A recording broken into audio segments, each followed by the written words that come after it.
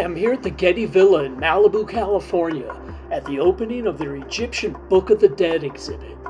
It's a collection of ancient writings on papyrus and mummy wrappings that contain spells and drawings that help the deceased to negotiate the afterlife, reach paradise, and achieve an everlasting union with their gods. The Egyptian Book of the Dead was not actually a book at all. Books did not exist in the 14th century BC. The ancient Egyptian scribes who copied these incantations and drawings referred to them as the spells of coming forth by day. They were written on tomb walls, caskets, funerary objects like ushabtis, papyrus, which was an early form of paper, and bandages wrapped around a mummy in an attempt to keep the magic as close as possible to the deceased traveler. No two tombs contained the exact same spells. There could be only a few, or they could number into the hundreds. Some were more popular than others, and were copied again and again. One of the most popular was known as the Judgment Spell or the Weighing of the Heart. Scholars now call it Spell 125, and it's a highlight of the Egyptian Book of the Dead exhibit at the Getty Villa.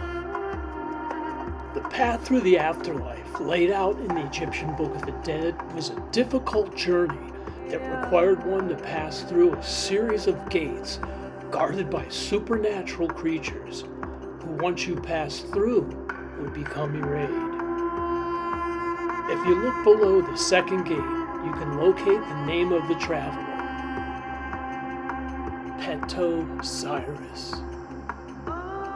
You can see two types of ancient Egyptian writing in the exhibit: hieroglyphics, which were written in columns, and hieratic, which is a cursive form of hieroglyphics written in a linear fashion, often from right to left. Akhenaten was a female singer in the temple. If you look closely on her papyrus, you will notice writing in a red ink, which was made from clay containing iron oxide. Scholars call the red ink sections rubrics. They're guideposts and punctuations that mark the beginning of a spell and often contain the name of the spell itself.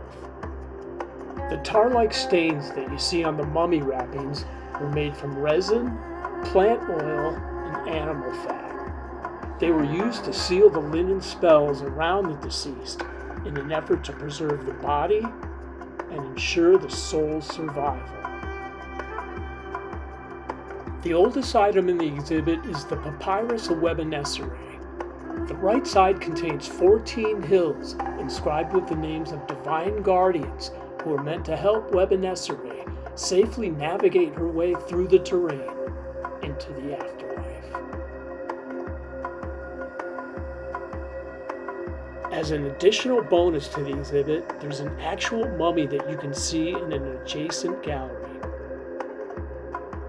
The Egyptian Book of the Dead exhibit at the Getty Villa opened on March 4th and runs through November 30th, 2026. If you're in the area, I invite you to visit these ancient manuscripts that help the deceased to navigate the afterlife on their path to paradise.